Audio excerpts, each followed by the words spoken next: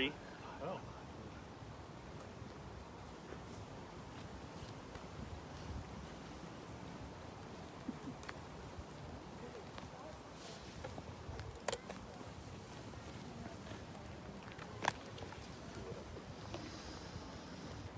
All right, hi everybody. Hey guys. What's up, David? We are live from Mount Davidson Cross, the Armenian Genocide Memorial for Northern California in the San Francisco Bay Area. Okay, I'm gonna come. Hi guys, thanks so much for joining. It's April 24th, Armenian Genocide Remembrance Day, an historic day. Greg, Rich, I'm David, Arach Media. We're here live at Mount Davidson Cross, Memorial for the Bay Area, the Armenian Genocide Memorial for the San Francisco Bay Area. We're joined here by Maral Attallah, distinguished lecturer at Humboldt State University. She was the keynote speaker this afternoon at today's Armenian Genocide Memorial event. We saw hundreds of Armenians and friends from the area come together to remember 1.5 million martyrs. Just easy access. Very commemorative date, right? A date that's been I don't want to say validated, but like made special by the affirmation of President Biden early this morning today, right? Right around noon Eastern time, the statement came out. President Biden making good on his promise to recognize and reaffirm the U.S. record and stance on the Armenian Genocide, affirming the Armenian Genocide as a genocide and not just massacres. So we're very grateful to President Biden today. Richard, what does it mean? Well, it's a historic day on a number of levels, but this is the beginning of a whole new stage of development, a whole new stage of work that we all have been embarked on for years now. But the United States setting this precedent helps galvanize the community in incalculable ways.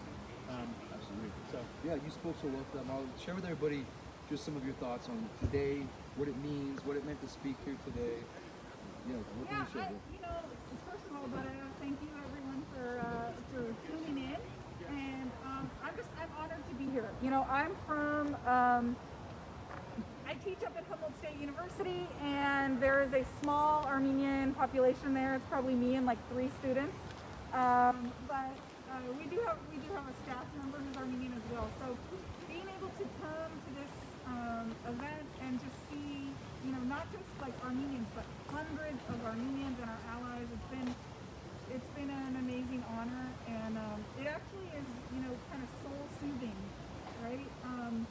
To see young Armenians be so proud of their heritage, to see older Armenians feel like, like I said in my talk, my father, like just a weight has been lifted on us, right? This burden has been lifted, in a sense that, he's from Syria. His father was forced on the infamous death march, during the genocide, made it into Syria with his sister, and my grandfather. This is something that for my father to come to the United States when he did, 40 some years ago, really embraced being, Syrian American, but Armenian American. It's always been Armenia, and growing up, it's always been part of who I was. So for him to have his president, right, a Catholic president, make this be not just an affirmation, but to acknowledge that this was the first probably significant talk that President Biden shared with Erdogan, I think is even more symbolic.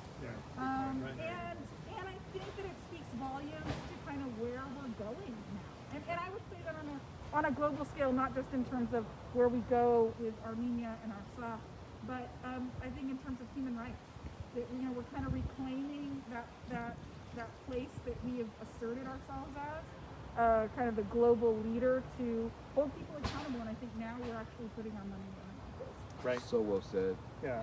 The gag rule, if you will, or Turkey's censorship has ended. Right. Yeah. Effectively today, but I was going to ask you a question on a personal level. Because I woke up seeing that at first, like David sent this to me, first thing. I read it, misread it. He goes, no, read it again. I misread it too. Because my eyes hit the Medziahen thing, and we've been so much conditioned to that. which was offensive. Right. When President Obama used our language, it was a slap in the face. Because it was a workaround. Even more, and I think I want to articulate that for a second. The reason I felt that it was a slap in the face is because candidate Obama said, yes, there was a genocide, and you deserve a president who's going to do something about it. It's not And just then all of a Obama. sudden, Bush, I know that, but Bush never said he was going to do it. No, he did. H.W. Bush did. Okay. On campaign, he did. Hillary Clinton, she never became, but George W. Clinton, he's George Clinton, right? No, George Clinton's a musician. Sorry. Bill Clinton, thank you for giving me. I've only met one George of them. Clinton. No, Bill Clinton said it. Like they all said they would do it, and then they didn't. Mezahan, of course, means great calamity in Armenian, which is the Armenian term, but they all fell short of actually saying genocide. But there's a difference because Sure. when he was a candidate, Of course. he lobbied hard for the Armenian vote with Samantha Power, Yes. who wrote the book calling out the United States and so the use of Samantha Power in this move, I think takes it to another level. It was like a promise. It came out of fun. It was.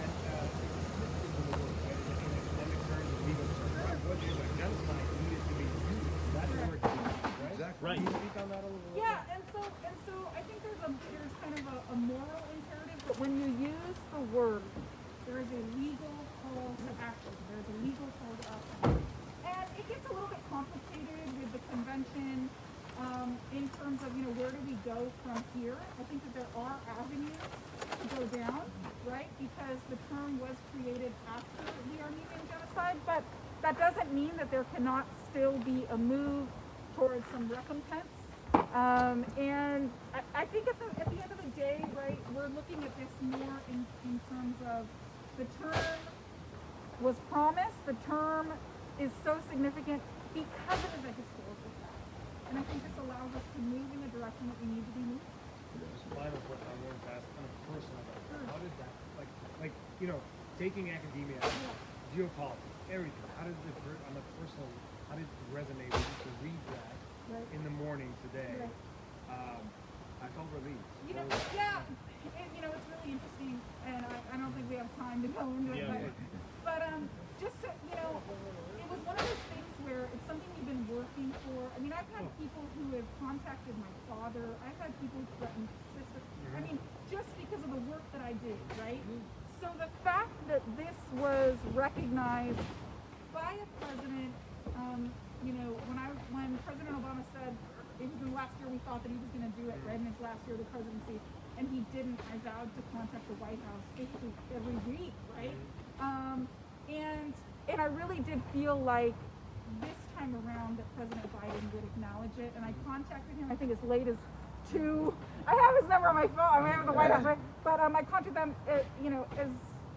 early or whatever, 2 days ago. It was an emotional moment. See, I told my dad. I didn't feel that way. I was determined to not fall into the pattern of hope, because that seesaw, that emotional up and down, and that deflation, and that because for many of us, we've been working for decades. We were born into this struggle, and when you begin to live it and do the work and show up to congressional meetings and do the lobbying, do the grassroots effort with little to no support, certainly no financial support, and very little emotional support, and very little connection from a lot of your peer group because they don't understand and really don't, most of our American friends just simply don't know. So when you're doing all this work and you're constantly pushing for what you absolutely know to your core, like my grandmother was a survivor. I watched her cry every day. I knew the stories. I knew what was going on as much as she would disclose and that I could understand through my father. But to know that this is a real experience that happened and we've been gaslit for for a century now, and to be in a position where the country that we're living in doesn't acknowledge it, for me at least felt like we were a people without any country, and then to have that hope put out in front of us was is a yearly thing that just was painful, and so I was determined not to get into hope. And so today is a huge day because of that. Because now I can change them. Absolutely, and there's many people, I'm sure we're all on group messages and chats here and there, many people were like, wait a minute, where is it say it? Where is it? Because we're so used to not seeing it in the statement, and it was there. So Twice. Exactly. So here's the thing, guys. Does this make up, has Biden helped Biden was part of the Obama administration. Right. He was part, and Samantha Power was there. Now Does it Samantha make Power- up for it? Not make up, but like, has he righted the wrong? What do you guys think? He took the first step, is what Yes. I think. I think so. A lot of us are thinking like, oh, boom, bam, like that's it, done. Everything is great. No, this was actually a monumental step in the right Can I direction. say something? Yeah, else? please. I think that when Vice President Biden was Vice President, I am not necessarily going to hold him to account for what President Obama That's said. right. Sure, no, That's you right. can't. But he was that administration with Samantha Power too, and everything. And on 2015, he went to the commemoration He was the as, person there. as a private He was the citizen. person there. And I feel like this would have been the day to hold him account as president. Sure. And he came through He came as through. president. He is his own Yeah. man, with Well- his own administration. And I think that we can see this as a step forward. Did you need to hear it? Sure. Yeah, sure. If we didn't hear it, would we stop what we're doing? Absolutely not. No. Which- So we needed it and we didn't need it at the same time. Rich, you got a point? Well, I was just going to say, and I appreciate you asking me about it. Biden and Obama took Azeri and Turkish money. So, in their campaigns, they were willing to accept the money, and I often have wondered how much of an influence that had in their decision-making process through it. Not to mention the geopolitics of moving troops through the air base, not to mention, fighting two wars. So I understand that there's political and realities No, on yeah, the there's no ground. doubt. But here's the overarching point. That finally there is an acknowledgement to the Armenian community Yeah. that says we are important enough to make community. And furthermore, I want to make sure that that's the important. That's the thing. Is this going to be official policy or not? So sorry, we're live on Facebook. We have live crews coming in and out. Thanks, guys. I appreciate So, you. a couple of things, guys. Look, yes, we've talked about the need. Yes, this is the first step, right? Let's touch on that, and then we can start to close, perhaps. Look, you called for action in your speech, which was great. It was amazing. Rich, you've been saying it. I shared it on my own personal Facebook, how you worded it, because it was so well worded. This is the first step, but we are not finished. Right. This is not done. Now there is much more work to be done. Absolutely. What can we say about that? What's next? What is next? I mean, well, you actually. And we're going to be touching about this for Well, ongoing with Arach Media, I but mean, yeah. Personally, and Yeah. I know it's going to be a lot of community organizations are working on that. Reparations are next. Actual legal action is Policy. next. Then- Policy. then is State next. Department policy. We have to. That's still yet to be seen, right? But And then persuasion of other nations. Some of them were mentioned in your speech. So these Look, are the next steps that are monumental in keeping the pressure. And let's not forget what's happening to Armenia Currently, you're yes, absolutely right. Yes, POWs, preservation of heritage sites. I believe you mentioned that, and of course the safety of Armenians of Sunik, the safety of Armenians in Artsakh. That And Nakhchivan and Yes. Western Armenia. Yes. Yeah, And Armenia, when they say, and we're going to march to Yerevan, Yeah. they they're need not it. even They going to are- get close because Exactly. that's what we're doing. Yeah. We're organizing.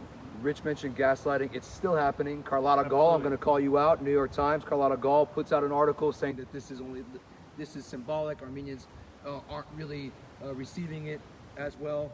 She can go, and so we have to combat these things. We have to combat New York Times that is essentially Turkish media, if you will. We have to combat the people that are naysayers. Rich, I think you have a point on that. Well, I think I don't know if I would call them Turkish media, but they are certainly sympathetic to multiple sides. She is beyond sympathetic. I'm not saying that you shouldn't be sympathetic to multiple sides, but you have to understand when you are on the wrong side of history in general. She is And the acknowledge it. Istanbul correspondent, I believe. She is not objective. Let's put it that way. Fair enough. And it was very interesting that they all again cued to her to write today's little story. Exactly. They could have. The New York Times has a lot of good Pulitzer-winning Exactly. authors, writers, journalists. They could have done other people to make this. Yeah, no. Finish the point. Yeah. My point is this. We've done organizing. We've had an amazing event. We also need to take in this moment. Exactly. Right. We also need to be with ourselves and with community. That's why I'm very happy to be with Yes. these amazing Likewise. folks right now, Likewise. and to actually breathe in the moment. There's lots of work to be done, but also there's a lot of think of your ancestors, light a candle, remember those fallen, and you know what I mean, just be at peace. today. You know, Yeah. my dad, I talked to my dad and I let him know, and he said to me, and it was so beautiful, his voice kind of, he started to choke up a little bit. It's, you know, my father's 86 years of age, and he said, finally now we can reclaim our homelands and we can actually go back. Finally now. And I think that his vision is 86 years old, is that myself, his, you know, future grandkids, like, we are going to be able to go back. So, you know, there's so much to say about it, and this is the first step in that process. Yeah, exactly. You know, I think it's a global experience that we're all looking for some version of home, whether it is with our mothers, with our fathers, with our family in general, cultural home, and in some cases, physical home. I mean, we all have some sort of story to tell. You know, my great grandparents had acres of vineyards that a Turk owns now. My great grandfather had a copper business, which is my namesake, Kazanjan, and so and a Turk owns that now. And so these aren't that far removed in terms of the history. And so to go home is a huge thing. And I think there's an upswell in discussion in this country about how we make right with history. Yeah. And this is a step for not just Armenians, but for many other cultures. As has been mentioned, for human rights around the world, the President of the United States has quite a bit of power. What he says has a lot of weight. We saw how that resulted in the war in Artsakh and the action Turkey has, where there was not enough from the president. Now we're seeing the president has made that right in terms of acknowledging human rights. Let this be a galvanizing moment for us, and for us to realize our work has just begun, Rich, as you have so well said. Thank you everybody for joining us. Thank you guys. Thank you all for staying with us. And thanks to everyone that came out today and is watching and praying at home. Take this day, be with your loved ones, enjoy. And this is the first time that all of us have been in the same spot. It is. Quite a while. It is. And I appreciate you guys having your masks on. Sorry, I took mine off. We're outside. We're vaccinated. We're vaccinated. We're outside. But still, we gotta do the right thing. Thank you so much. All right. Thank you. Thank you Thank guys. you so We'll much. see you Wednesday night. Armenia Artsakh. All right, you guys, I got a jam. Okay, great to meet you.